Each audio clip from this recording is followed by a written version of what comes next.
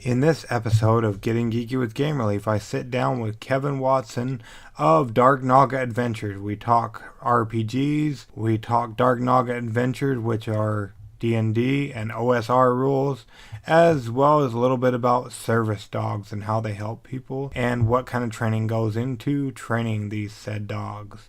I hope you'll enjoy the episode. If you haven't heard about it, we'll also be talking about or announcing a giveaway that we're doing currently.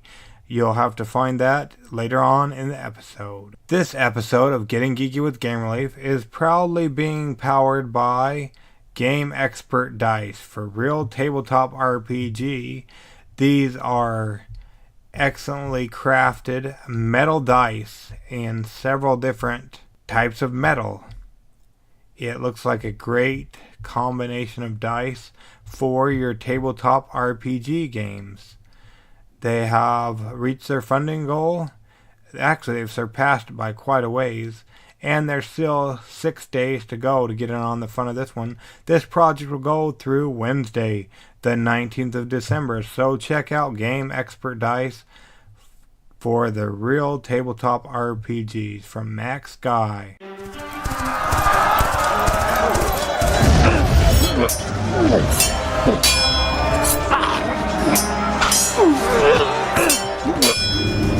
Getting Geeky with Gamer Leaf, the podcast in which one man strives to level up his geekhood and helping you do the same, one battle at a time. Now, let's get geeky with Gamer Leaf.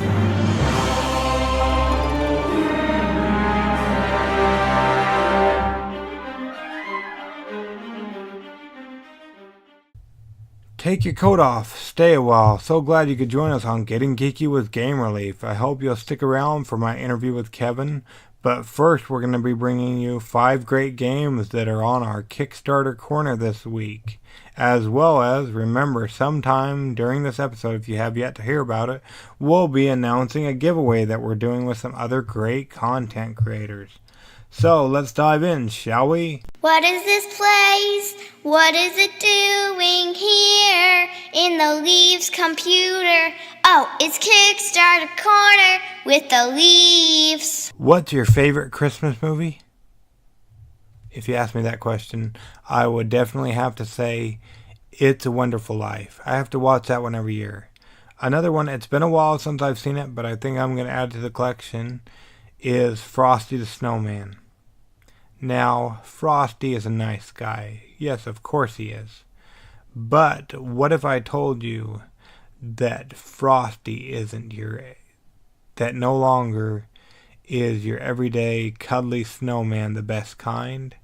Well, in wargaming and skirmish games, you might want some killer snowmen. And you know what? Happy Games Factory has brought us just that. In Eden, City of Sagaar and Snowman Christmas Special Edition. That's right.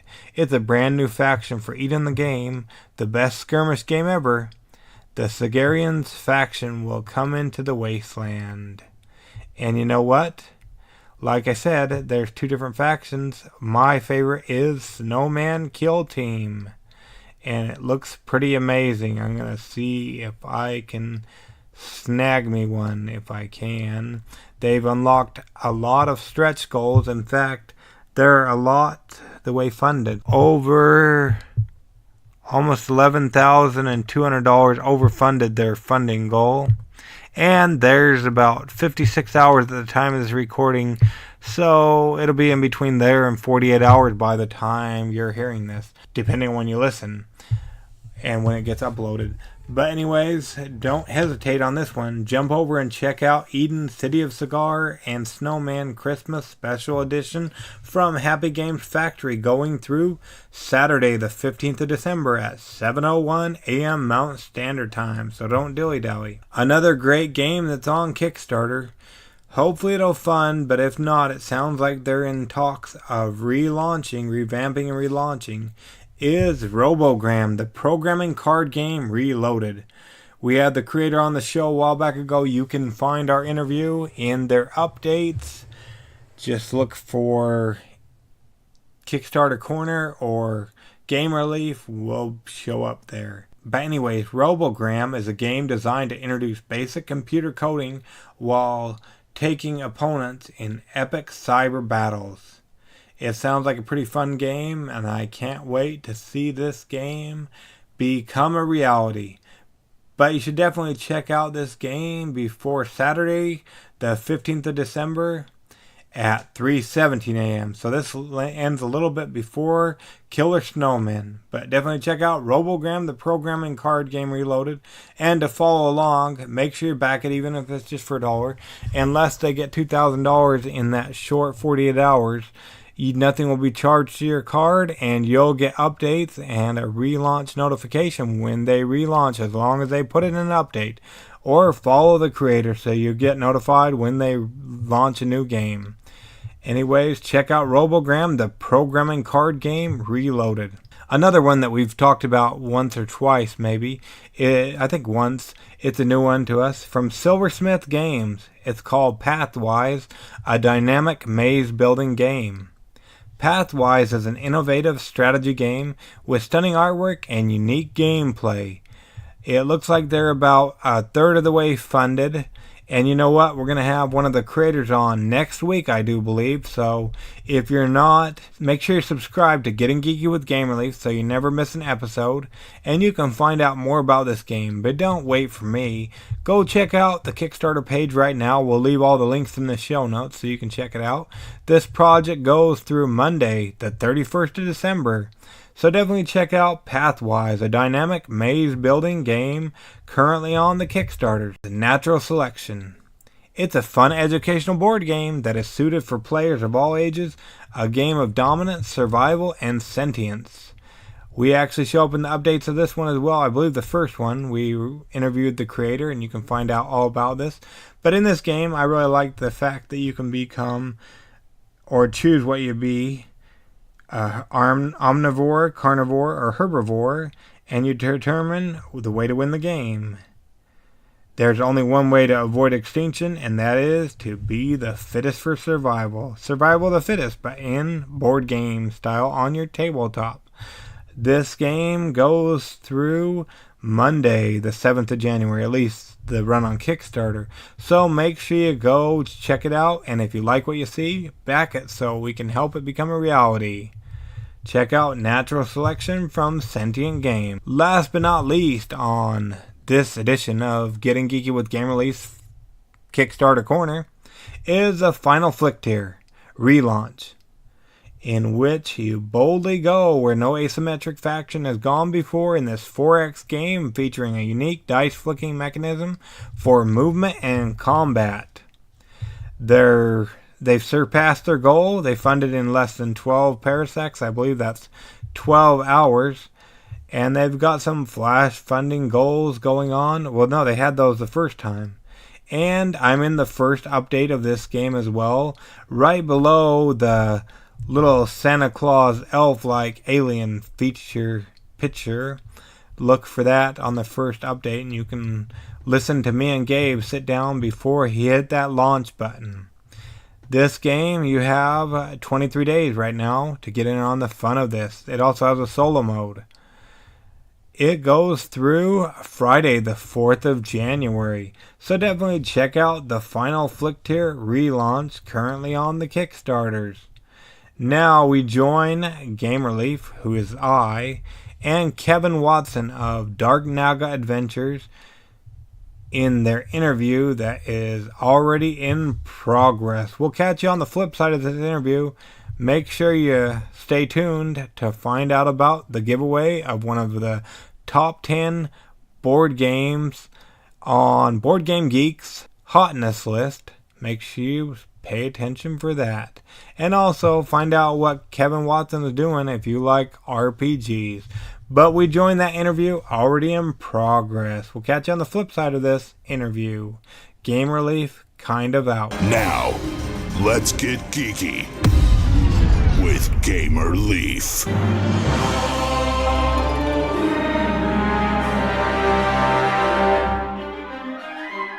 Welcome to Getting Geeky with Game Relief.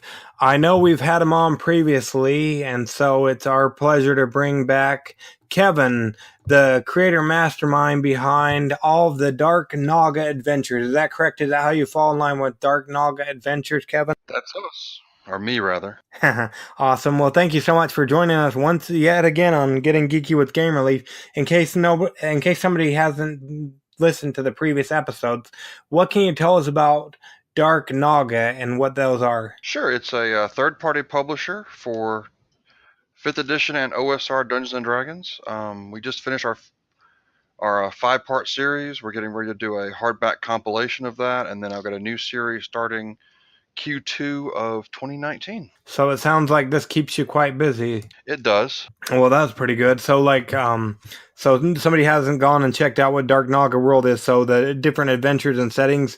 What can you tell us about the world that is Dark Naga, or is that the name of the world? Oster. You said Oster or Oster? No, it's a real strange name. I can't even think of it at the moment, to be honest with you. Dark Naga is the company, and then it's a generic D&D world. It's a little different from the tropic generic fantasy world. We're on the cusp of a Renaissance world starting to evolve, and everything but gunpowder is pretty much the same as our late medieval, early Renaissance world. The adventures so far have dealt with one of the old ones, one of Cthulhu's kin trying to encroach upon the world several times. And the new series deals with a lich waking up after 2,000 years of servitude to wreak havoc on the world, and the chaos that causes eventually spills into the player's world and inspires them to follow the food chain the other direction and finally face the lich at the end. It's a 15-part series. It's going to take me the next several years to get out. So do you have? I know you said you had the five books or 5 adventures complete. Do you have any of the other ones written yet? Part 1 is written and in editing for the new 15-part series. Part 2 is about half written, and part 3 is outlined, and that's as far as I've gotten on this 15-part series, other than the broad entire series planning that's been done. That was a lot more work than I was expecting it to be, so there's quite a bit of effort that's gone into just the planning of the 15 parts and how they're going to fall. So maybe somebody's thinking of writing their own adventures or whatnot. What goes into that whole planning process, or at least for yourself, Kevin? Oh, we started with experience points and deciding what levels are going to be covered at which product, and how it breaks out. Originally it was going to be a 14-part series, and as I was looking at the math, I realized that a 15-part series actually makes more sense from a distribution perspective. One element that I added was the last part, the 15th part. The player should reach 20 during chapter 2 and play at level 20 for 3 full chapters, as opposed to typically you hit max level and you retire the character. You never play at max level in a typical campaign, which you work so hard to get there, you might as well enjoy the fruits of being that high level character for at least one adventure. Yeah, for sure. So on that, that high level early on, do you start at level 1, or does it matter where you start? The series is gonna start at 1, but you can jump in at almost any point in time. There'll be a blurb at the beginning of each adventure on how to jump in at that point and move forward, because I don't want somebody to feel like, oh, I have to roll all new characters from my party to be able to run this, and be able to just say, okay, with a 30-minute little introduction to my players, we can just dive right in at module 5, 4, whatever module makes sense for that party's level and for their interest levels, because not everybody's going to want to spend 6 or 7 levels dealing with a war. Okay, yeah, that makes sense. And I forgot, I don't know why, but for some reason I forgot to ask, just in case somebody hasn't followed along, how did you get into the world of playing tabletop role-playing games, Kevin? Oh, it started a long time ago. I recalled at a panel recently, I hadn't thought about it, that Reagan wasn't elected yet when I began playing. only by a few weeks, but he wasn't elected yet. Started on a Boy Scout lock-in when I was 10 in October of '80, and was hooked at that point. And over Christmas, we got our own books. We played. We round robin between 4 people's houses over the entire Christmas break, which felt like 3 weeks back then. It's only 2 weeks a day. It may have only been 2 weeks 30 years ago. I don't remember. But I know that we went from Andy's house to John's house to my house in a round robin during almost the entire Christmas break, playing every single day. And then later on in '81, I got my copy of the Moldvay basic set, and I moved behind the screen, and I've been a dungeon master ever since. I rarely actually play. I usually run the games instead of playing the games. Do you prefer it that way? I'm much happier there. So it works really well. That's where I spend most of my time. Well, there you go. And if I recall correctly, they let you out of the church even before the campaign was over. You didn't have to finish before you got out. Yeah, that's true. Well, there you go. Awesome. And has it always been D&D, or what kind of role-playing games have you stuck to, or do you move around? I've moved all over the genres and the rule sets throughout my life. I've experimented with almost every genre of gaming out there. Post-apocalyptic, space opera, modern, Victorian gaslight, you name it. I've explored it at least a couple of times. I keep coming back to D&D though, because it's the one that makes the most sense to me. It's the one that clicks for me. It just How's that? How does it make the most sense, Kevin? it's what I started with. It's what I'm most comfortable with, and it's where I go back every time I get lost or get bored. Just go back to the classics. I break out those old rule books and read them again, and it all the magic and all the magic comes back, and all the boredom and frustration that I might have just dissipates.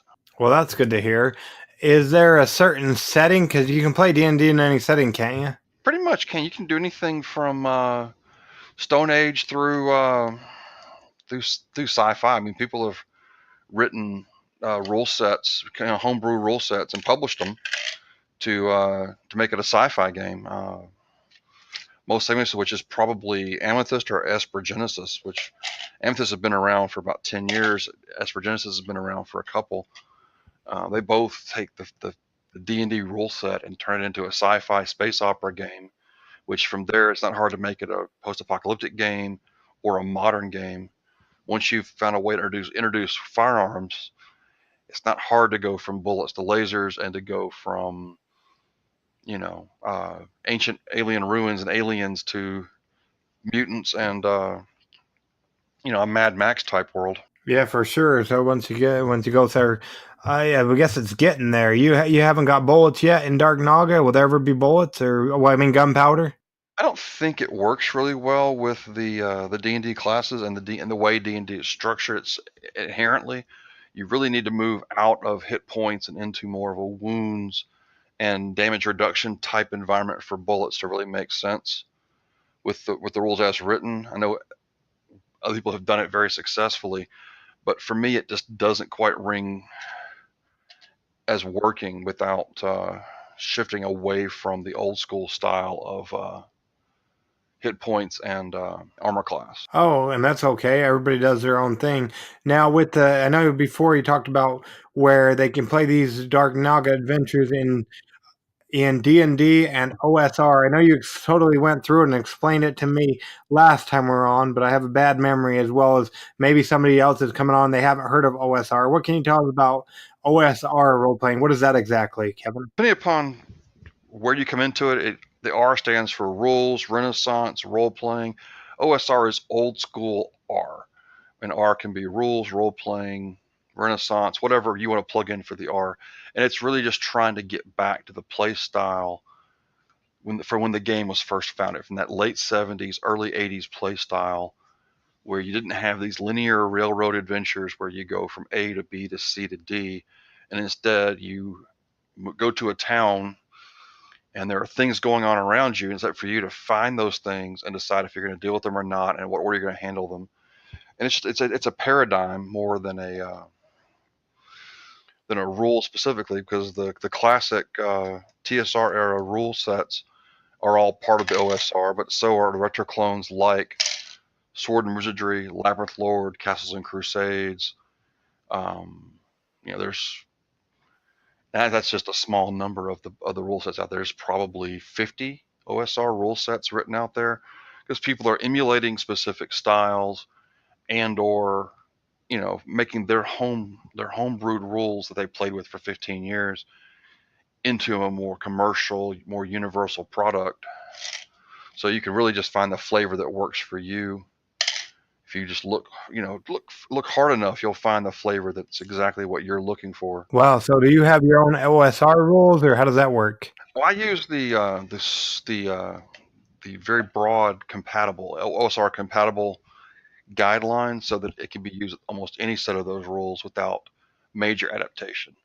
So I'm trying to make a product that's you can use first edition D&D, second edition D&D, basic, any of the 3 flavors of basic to be more specific, or any of the retro clones that have come out since 2006 when the first one hit the market. Any of those is compatible so that you don't have to do a lot of heavy lifting to convert it, and it's ready to go right out of the gate. Well, that's pretty cool. Is that hard for you to make your game compatible with different rule sets? Starting from 5th edition, it really isn't. It's mostly removing 5e skills, putting in more generic ability checks, and then just swapping out the monster stats. Because just the way I run 5e and the way I write 5e stuff, it's already very old school flavor. So it's really just a matter of tweaking the handful of rules, kind of like going from an automatic transmission to a manual transmission. You got to get that left foot involved for a change, because a lot of the old school rule sets use descending AC, where a lower number is a better number. So that's kind of like moving from an automatic to a manual, where you got to deal with the clutch. You got to do that conversion. But other than that, the conversions are really not that complicated. It's just a matter of getting those monster stats correct, because there are some power differences. Well, that must make it a little bit easier for you, so that's good. So yeah, that's good, awesome. So, and you have 15 adventures planned. You have 4 total adventures that'll come out next year. Is that right? There's going to be 4 Kickstarters for 2019, with the hardback compilation of the first 5, and then the first 3 adventures of the new series will all come out in 2019. The hardback will be 2019's Kickstarters are going to have the hardback compilation in mid-January. It'll run for 30 days, like all of them do, and then the DNL for the Dark Naga Lich series. 1's going to be the month of April, 2's going to be the month of July, and 3's going to be the month of October. So it's going to be the first month of Q2, 3, and 4, and that'll get us through 2019. And 2020, I'm going to do at least 3, hopefully 4 that year, and then if I can get 4 written during 19 and ready to go during 20, then I'll stay at that pace through this 15-part series, and I'll get it done in 2023. Oh, there you go. Awesome. So that's good to have a plan. They say without writing it down and whatnot, it just becomes a dream. This one's definitely on paper. I've got different models for whether I do 3 a year or 4 a year. After I get through this first year, there's no way I can do 4 next year. I've got too much going on, and then overlapping Kickstarters just are a really bad idea, so I try to stay away from them. Yeah, one time, I don't remember, it was just recently, somebody tried to run 2 campaigns at the same time, and I guess Kickstarter didn't like that, so they had to put one on hold and then start the other one after the other one finished. Yeah, that one's against the rules to run them at the same time. Overlapping them, if you're not real careful, overlapping them in any fashion can put you into some dangerous waters with getting lost and not being able to keep up. Because once the project ends, things get kind of boring for the backer, but the creator is incredibly busy and has a lot of distractions in their face. That's why I try to come into every one I do fully written, so that I don't have to worry about developing writer's block while I'm trying to meet a deadline. Instead, I'd rather run into writer's block and not launch on time, because the last thing I want to do is have a project end up on the wall of shame, if you follow me. Yeah, not delivering on time and whatnot. really upsets people, um, and they're not wrong to be upset. This hardback, if it funds at a high enough level, I'm going to upgrade from digital printing to offset printing overseas, which is going to delay the timetable considerably, but it's going to be explicit in the project plan and the stretch goal that if we unlock this goal, the new timetable will be this for delivery, so that no one's surprised by this change. And it's not a bad trade-off. It'll take an extra 8 weeks to get them printed and delivered, but we're going to be able to go from 75-pound paper digital print to 85-pound paper offset print, and the book's going to be just a lot more lush and a lot more durable. It's going to last 20, 30 years, as opposed to about 10 years of constant use and about 3 years of heavy use. Digital print is wonderful. It's come a long way, but it's still, offset printing is still a higher quality product, and it'll look a lot nicer if we can unlock that goal. But it will add 8 weeks net to the delivery timetable. So that's going to be communicated very, very clearly and very thoroughly, so that no one gets upset or waylaid by a delayed project, because they all know, hey, we're getting the upgraded product. So yeah, we had said March, now we're looking at May. Yeah, I want to say that's one of the most important things. I can't speak for everybody, but at least for myself, when a project is going to be delayed, I prefer communication as opposed to the lack thereof. And I'll be honest with you, unless the numbers are just outrageous, I'm hoping that the handful of people who do not want to wait for that delay, and the people in the EU who do not want to pay large shipping costs, will choose to go for a digital print anyway. And rather than be upset, I'd much rather you get a digital print from me than be upset that you had to wait an extra 10 weeks to get your stuff. And I know that for EU customers, especially, Australia is just as bad, but the EU customers, frequently they pay 100% of what they pledged again in shipping. And this will be a heavier book, so the shipping costs will be high again. So those individuals, some of them may choose to have it digitally printed inside the EU, and avoid import duties and a higher shipping charge, and accept the fact that it's not going to be not quite as nice as what the rest of the world got. But there are some collectors that are hardcore collectors that are going to say, no, I'll pay the shipping because I want that version. And that option will be available to everybody who wants it. If you want the product immediately, I'll order a digital print for you right now. If you want to wait for the nicer one, then this is the timetable, and I'll update you every week until we get to that point, because that's one of the things I do every time. Is I always communicate weekly until I'm done with fulfillment, and then I'll tell the people, this is my last regular update, because everything's in the mail and we're done. This project is over. Well, that's good. Yeah, I much prefer the communication as opposed to not. And I've literally gone on, only once so far, but I've literally gone on and put in a 15, 20 word update of literally, I made no progress this week. I think I was in the hospital for a couple of days for some minor surgery. I was in the hospital. However, our schedule is not, we're still on schedule. Everything's fine. Thank you. And I, just that way it did go out that week. I didn't skip a week, but it was short and sweet, and just literally, I made no progress, but our target date is not in trouble. Thank you very much. And just moved on, because everything else to say, unfortunately. But I did make sure that my backers did hear from me that week and knew that everything was on track, even though I made no progress to report. Because I think at that point in the project, I was waiting on things to arrive. I think I'd ordered a digital print proof, and was waiting for the proof to get to me. And that's a week and a half long process most times.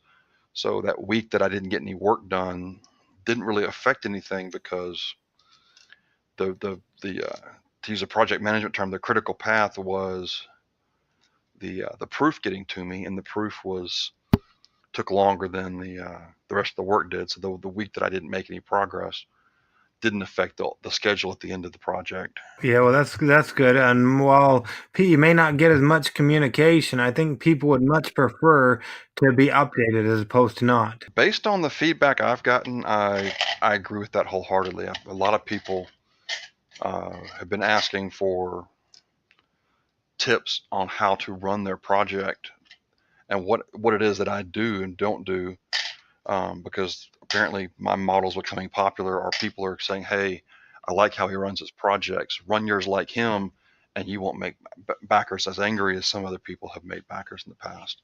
So I'm getting a lot. Well, you must be doing something right then. That's good. I'm getting a little bit of that. I'm not getting 40 people a week, but I'm getting one or two a week of I want to do this. What do you think? Type of questions. At least once a week, I'm getting those questions. Well, if you weren't doing that, it'd be the other way around. You'd be getting 40 people, 40 disgruntled customers probably. Easily, because I've seen those projects, and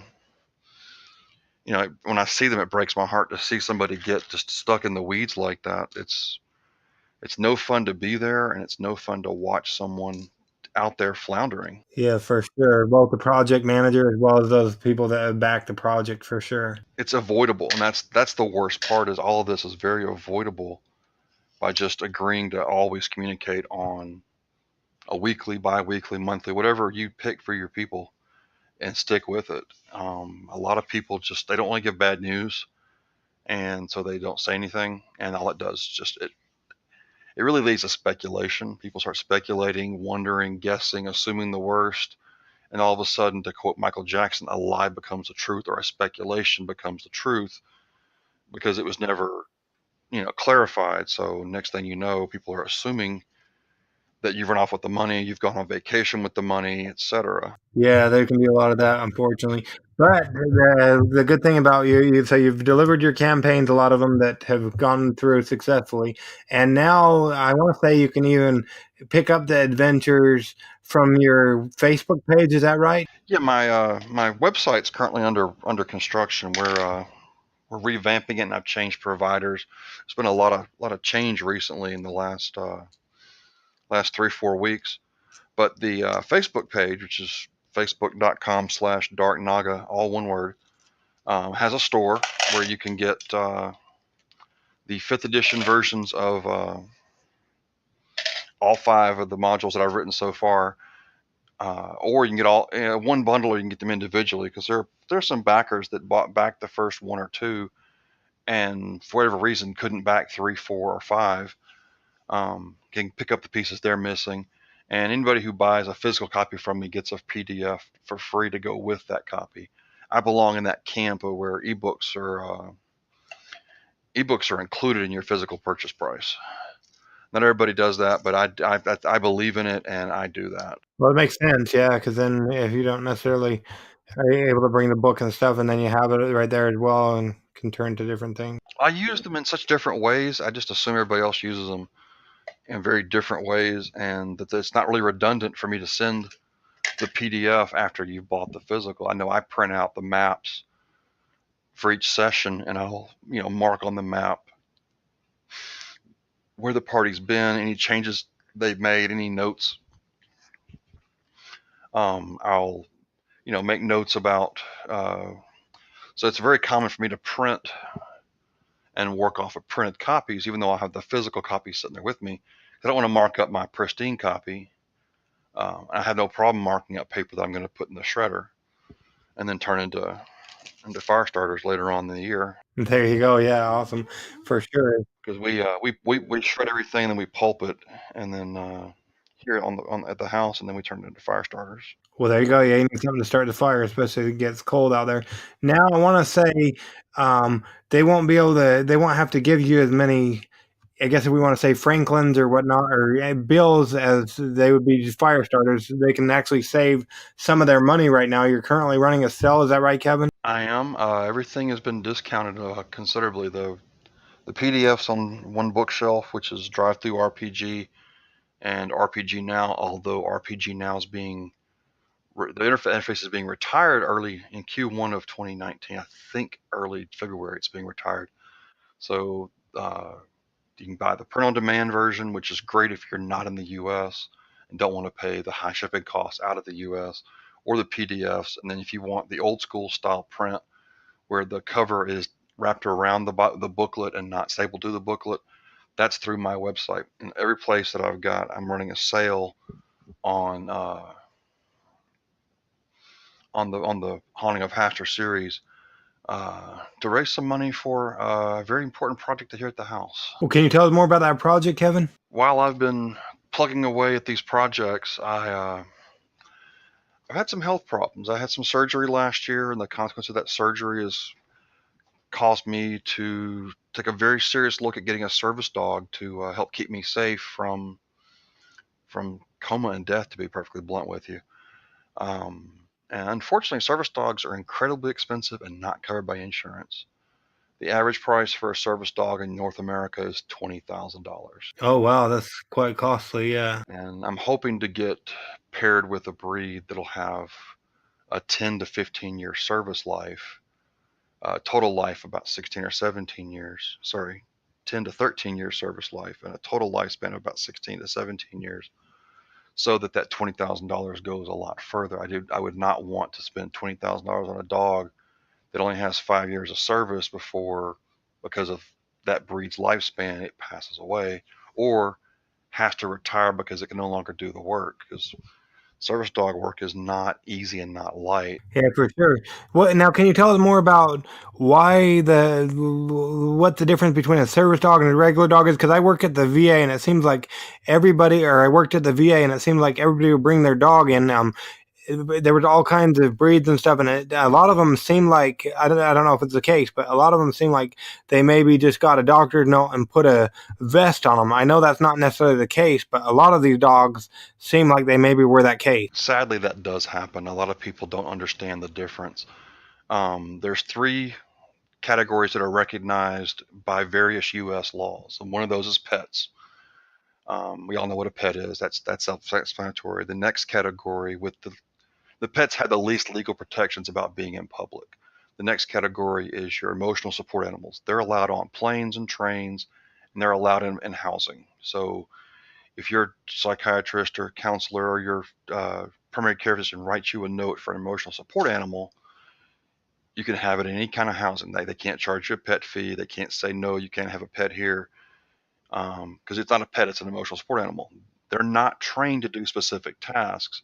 Their presence helps you manage anxiety and other overwhelming emotional issues. Very common with grief, depression, sometimes PTSD is a support animal, sometimes it's a service animal, which we'll get into in just a second.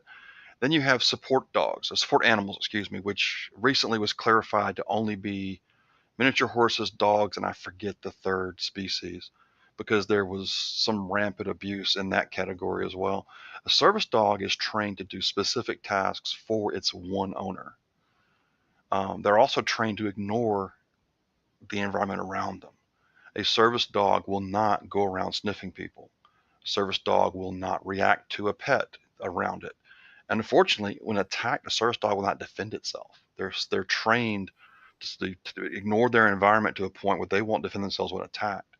It's not too hard to spot a service dog compared to a pet, just by watching their general behavior.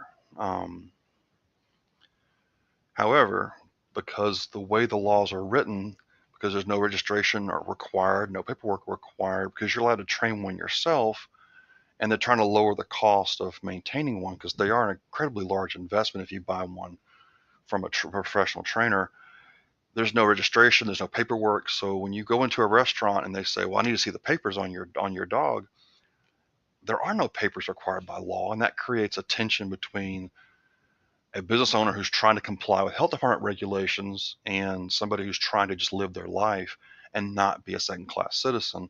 And it creates a lot of trouble. I do wish we had a free registration and a free certification so that some of these issues can solve themselves. Because if I would have no problem taking a day off every 24 months and going to an appointment to validate that everything's current with my dog's health, everything's current with his training, his behavior, he still passes public access test, and boom, stamp for 2 more years and we move on, everybody's happy. because that would lower a lot of those barriers with the public. But sadly, we're just not there in this world. And I don't know that the U.S. ever will be. So it's always going to create this tension. And like you said, you can go buy a vest. I could buy a vest, put it on my little Cavalier King Charles Spaniel, and lie and say she's a service dog. When I first mentioned the idea of getting one, a friend of mine made that very suggestion, kind of joking. And I said, well, I don't want my pet with me in public. I need the services. I need the alert. I need this dog to smell the changes in my blood chemistry and tell me about them so that I don't end up in a coma. Yeah, for sure. Yeah, I want to say, because we've looked into it several times for my son who has autism and stuff, and yeah, they can be quite costly. But it sounds like it's quite a in-depth training that the animal goes through as well. For me, it would be about a year. I know that there are some autistic service dogs that are trained to keep the child from wandering off, to stay with them if they wander off, etc., and protect them from hurting themselves accidentally if they get overstimulated and become, start hitting themselves, etc. Those take even longer to train, and those are usually quite large dogs. They're usually 60, 70-pound Labrador retrievers, golden retriever, Labradoodle, that breed of that class of breeds, and they're a little more training intensive. They're usually not much more expensive because a lot of the people who do this work, they really do it to break even. It's just when you put 2,000 hours into training an animal and you charge $20,000, you're only getting $10 an hour. Yeah, wow. If you look at it and that's just the training. I mean, would you work for $10 an hour? Yeah, no, it'd be pretty rough. I do realize that these companies do work on more than one dog at a time, but they also are not a single person operation typically. So they're not gouging anyone. It's just that much work to train that animal to just you. Because I mean, they actually send a scent kit to me to collect saliva samples so that the dog can be trained from day one. Okay, this is the smell you're supposed to alert at. This is the other smell you're supposed to alert at. And they're trained to my scent specifically, not generically what most people smell like in that state. They're trained to my scent specifically. President Bush, H.W. Bush, who passed away recently, his service dog was a wheelchair assist service dog, trained to open doors and retrieve dropped objects, etc., so that the elder Bush wouldn't fall out of his wheelchair and have each time getting through doors. He's going to be retrained as a therapy dog. He's going to work at a hospital near the Bush estate in Texas, as I understand it, because he's too young to be retired, but he's so heavily trained. There's really, why waste all that training and why waste all that effort? So he's going to be repurposed to do some therapy work at a hospital there in Texas. Well, that's good to hear. Now, per se, somebody's listening, Kevin, and they don't necessarily like role-playing games, or they want to help. What are some different ways that they can help in this this thing you're trying to do to get a service animal? How can they go about helping if they want to help? At this point, I don't have anything set up. We're talking about doing a GoFundMe for more generic help, because again, the community of friends I belong to, not all of them are gamers, so buying products at a discount isn't the only way that they want to contribute. It's just not set up currently. However, when it is set up, it'll be on the Dart Naga Facebook page, and when the new website is up, there'll be a link to it on the dartnaga.com webpage, homepage. But that's probably going to be a mid to late January relaunch for that website, because it's currently down. Okay, and we'll make sure we leave all the links in the show notes so people can go in and find it and whatnot, and so they can reach out. And I imagine they can also share the project as well, share the Dark Naga with the people they follow on social media and whatnot.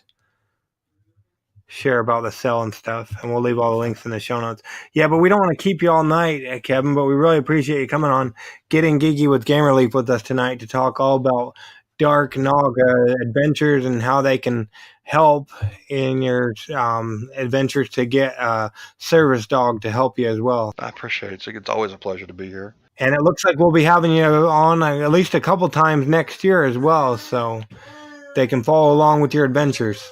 Definitely, we're going to try and get with you so we can talk about the projects in more detail, each individual project in more detail in 2019, and help raise awareness so we can bring more traffic.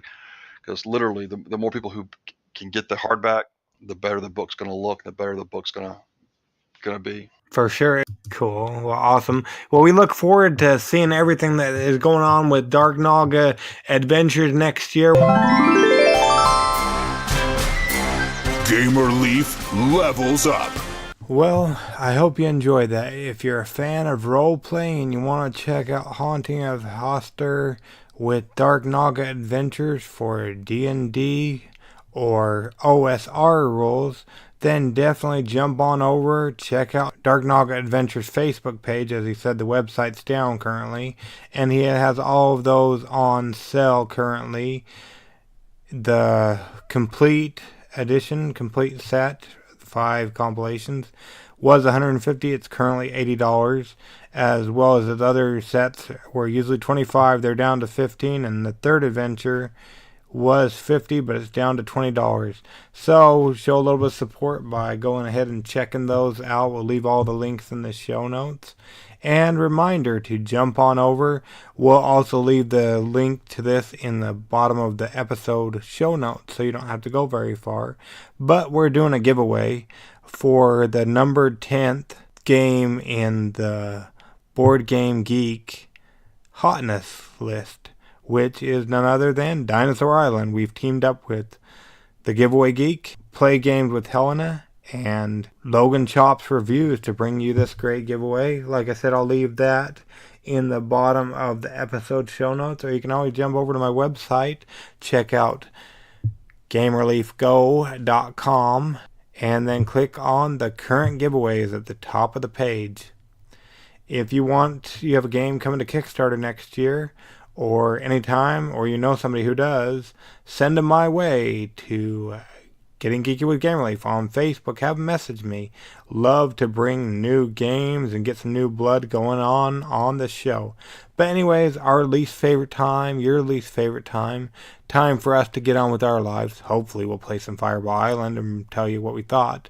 And you to get on with your lives. Hopefully you'll get some gaming in as well. But in the meantime, I hope you'll get geeky, stay geeky.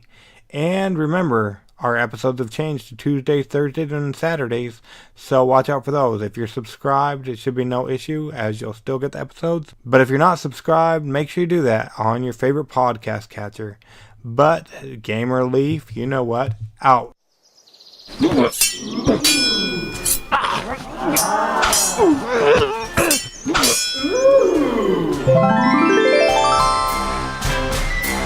Gamer Leaf levels up. Tune in next week to see if Gamer Leaf's luck holds up.